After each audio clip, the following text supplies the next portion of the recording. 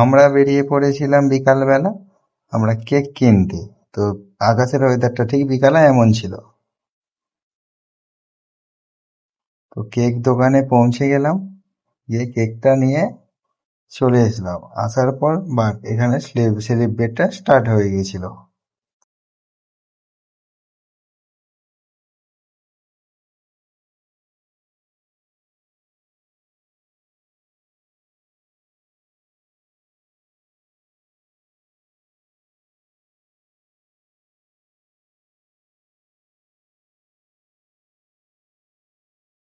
তো বার্থডের কিছু ফটো